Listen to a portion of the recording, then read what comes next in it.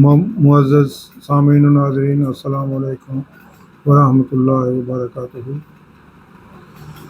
آج ہم سورہ الانعام کا مطالعہ شروع کر رہے ہیں۔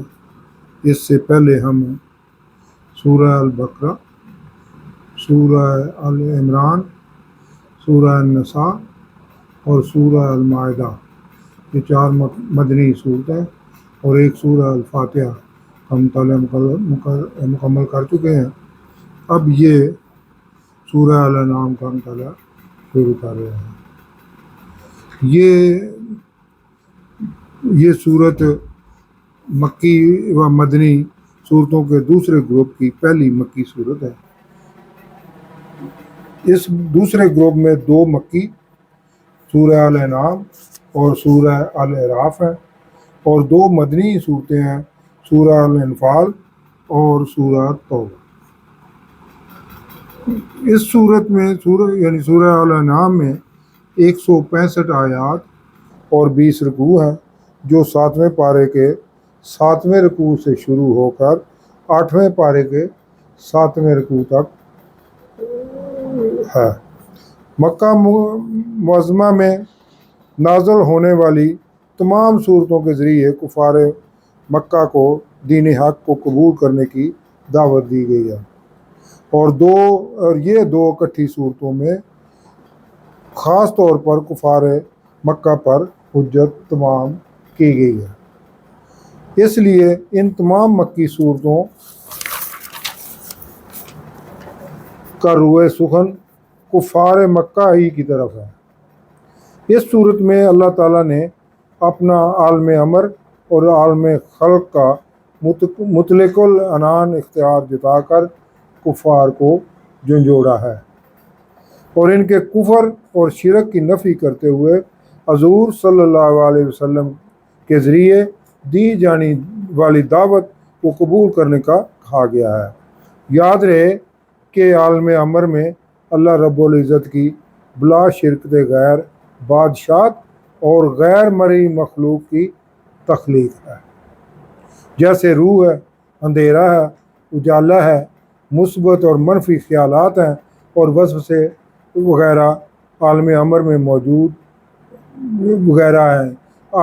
میں موجود تمام تخلیق کو جیسے اللہ نے اپنے حبیب صلی اللہ علیہ وسلم کے ذریعے بتایا، اسے بغیر حیل و حجت ماننا ہی ایمان ہے۔ اس میں بحث مباحثہ نہیں کیا جا سکتا، کیونکہ انسان کے پاس اتنا علم نہیں ہے کہ عالم امر تک رسائی حاصل کر سکے۔ عالم امر کی تخلیق میں اللہ نے کسی وقت، زمانے یا اسباب کی گنجائش نہیں رکھی۔ اللہ رب العزت کے ارادے میں جو آیا اور اللہ نے کن کہا تو وہ فوراً ہو جاتی ہے۔ دوسری طرف عالم خلق ہے، جس میں تمام مادی اشیاء کی تخلیق ہے، یعنی آسمانوں اور زمین اور اس میں موجود تمام مادی اشیاء کی تخلیق۔ عالم خلق کو اللہ رب العزت نے وقت اور اسباب کے حوالے کیا ہوا ہے، جیسے زمین کو کاشتکاری کے لیے تیار کرنا، بیج بونا، وقت پر پانی دینا اور اس کی حفاظت کرنا وغیرہ۔ لگائی ہوئی فصل یا پودے سے اناج یا پھل حاصل کرنے میں وقت لگتا ہے اور اسباب کا بھی سہارا لینا پڑتا ہے۔ عالم خلق میں ہی اللہ تعالیٰ نے انسان کو غور و خوض کرنے اور عقل سے پرکھنے کی دعوت دی ہے کہ کیا وہ اس تخلیق میں کوئی خامی محسوس کرتے ہیں، یا یہ تخلیق انسان کے بس کی بات ہے، اور کیا کوئی ایسی مادی چیز ہے جو انسان نے اللہ کے پیدا کردہ وسائل کا سہارا لیے بغیر از خود بنائی ہو۔ عالم خلق کا قرآن میں بار بار حوالہ دے کر اللہ انسان کو یہ احساس دلاتا ہے کہ تو میرے پیدا کیے ہوئے وسائل کے بغیر تو خود انتہائی بے بس اور لاچار ہے، اور اپنی سرکشی اور ہٹ درمی چھوڑ کر میرے بتائے ہوئے توحید کے سیدھے راستے پر آ جاؤ، کیونکہ اسی میں ہماری نجات ہے۔ اور دنیاوی باطل معبودوں کی پرست چھوڑ دے، اور یہ بھی کہ تو صرف عالم خلق میں ہی الجھا ہوا ہے، اور یہ عالم خلق بھی تیری رسائی سے باہر ہے۔ اور کہاں عالم امر اور تو ایک کم علم انسان، کیا مقابلہ ہے؟ کیسے مقابلہ اللہ رب العزت کا کر سکتے ہو؟ پھر ان دونوں عالموں سے اللہ عرفہ وحدہ لا شریک ذات، وہ تو اس سے بھی برا البرا ہے۔ تو تخلیق عالم امر کی تک انسان کی رسائی نہیں ہو سکتی، تو وحدہ لا شریک اللہ رب العزت وحدہ لا شریک کی طرف کیسے سوچا جا سکتا ہے کہ وہ اس کی ذات کے بارے میں؟ اور تیرے ہی ہاتھوں تراشے ہوئے مٹی جو اللہ ہی کی پیدا کرتا ہے کہ باطل بت، یعنی یہ باطل بت بھی اللہ کی مٹی، بنائی ہوئی مٹی سے ہی بنے ہیں، بنائے ہوئے۔ اگر مٹی نہ ہوتی تو یہ بت نہ ہوتے۔ اب اس تناظر میں اس صورت کا مطالعہ کرتے ہیں۔ سورہ فاتحہ کی طرح اس صورت کا آغاز بھی الحمد سے ہو رہا ہے، اور قرآن کی کئی اگلی صورتوں میں بھی وقفے سے آغاز الحمد سے ہی کیا گیا ہے۔ ایسی تمام صورتوں میں توحید کا اثبات اور کفر و شرک کی نفی کی گئی ہے۔ یہ صورت بھی انہی میں سے ایک ہے۔ اب اس سورہ ال انعام کا باقاعدہ مطالعہ شروع کرتے ہیں۔ یہ مختصر سا خلاصہ تھا اس صورت کے بارے میں، اب اس کا مطالعہ شروع کرتے ہیں۔ سب سے پہلے تلاوت کلام پاک۔ اعوذ باللہ من الشیطان الرجیم، بسم اللہ الرحمن الرحیم۔ الحمدللہ الذی خلق السماوات والارض وجعل الظلمات والنور ثم الذین کفروا بربہم یعدلون۔ هو الذی خلقکم من طین ثم قضى اجلا واجل مسمى عنده ثم انتم تمترون۔ وهو الله في السماوات وفي الارض يعلم سركم وجهركم ويعلم ما تكسبون وما تأتيهم من آيات ربهم إلا كانوا عنها معرضين۔ فقد كذبوا بالحق لما جاءهم فسوف يأتيهم أنباء ما كانوا به يستهزئون۔ صدق اللہ العظیم۔ اب ان ابتدائی 11 آیات کا ترجمہ۔ اور ہر طرح کی تعریف اللہ ہی کو سزاوار ہے، جس نے آسمانوں اور زمین کو پیدا کیا اور اندھیرا اور روشنی بنائی۔ پھر بھی کافر اور چیزوں کو اللہ کے برابر ٹھہراتے ہیں۔ وہی تو ہے جس نے تم کو مٹی سے پیدا کیا، پھر مرنے کا ایک وقت مقرر کر دیا، اور ایک مدت اس کے ہاں اور مقرر ہے۔ پھر بھی تم اے کافرو اللہ کے بارے میں شک کرتے ہو۔ اور آسمانوں اور زمین میں وہی ایک اللہ ہے، تمام پوشیدہ اور ظاہر سب باتیں جانتا ہے، اور تم جو عمل کرتے ہو سب سے واقف ہے۔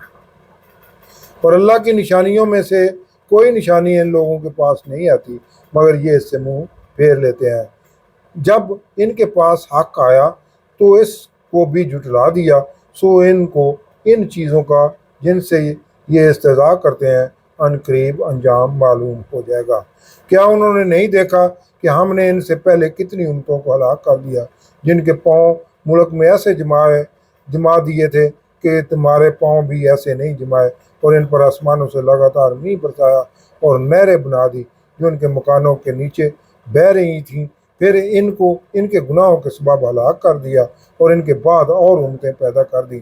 اور اگر ہم تم پر کاغذوں پر لکھی ہوئی کتاب نازل کرتے اور یہ اسے اپنے ہاتھوں سے بھی ٹٹول لیتے، تو جو کافر ہیں وہ یہی کہتے کہ یہ تو صاف اور صریح جادو ہے، اور کہتے ہیں کہ ان پیغمبر پر فرشتہ کیوں نازل نہ ہوا جو ان کی تصدیق کرتا۔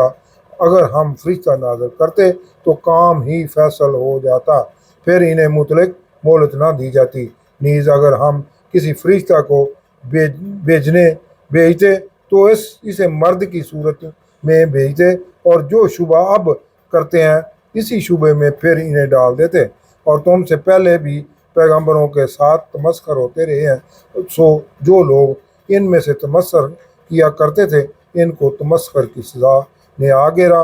کہو کہ اے منکرین رسالت، ملک میں چلو پھرو، پھر دیکھو کہ جھٹلانے والوں کا کیسا انجام ہوا۔ اب ان ابتدائی 11 آیات کی تفسیر النور۔ سب تعریفیں اللہ کو جس نے آسمان اور زمین بنائے، یعنی یہ عالم خلق کی مخلوق ہے، اور اندھیرا اور اجالا عالم امر میں موجود ہے، پیدا کیا۔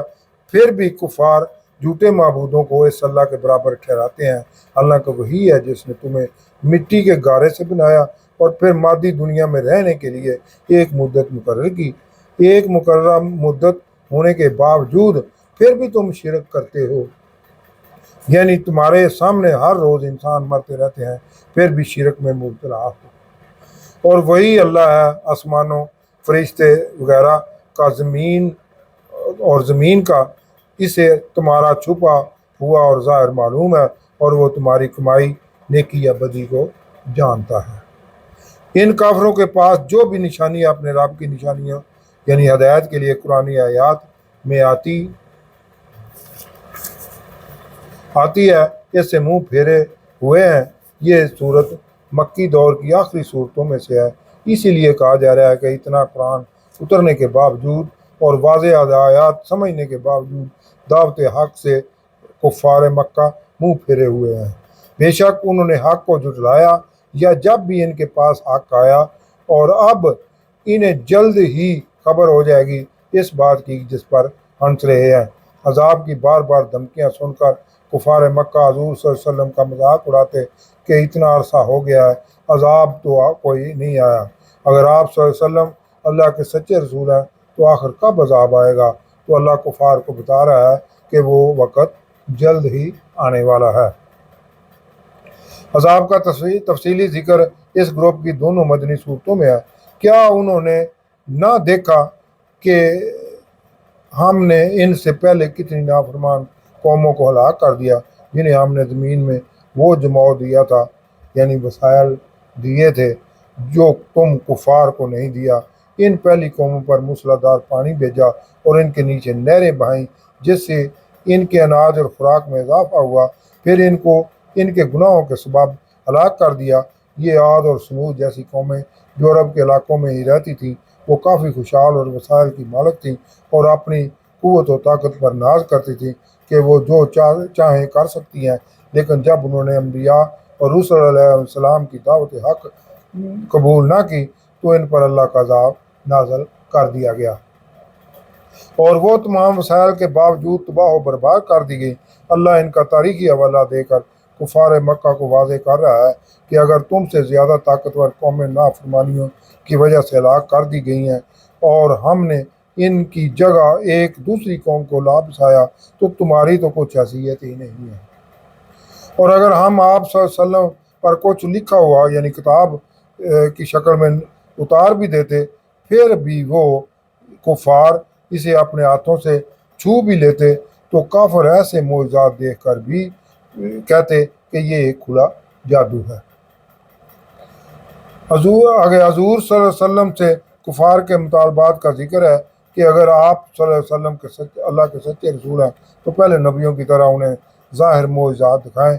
کفار مطالبہ کرتے اور کہتے کہ ان پر کوئی فرشتہ کیوں نہ اتارا گیا۔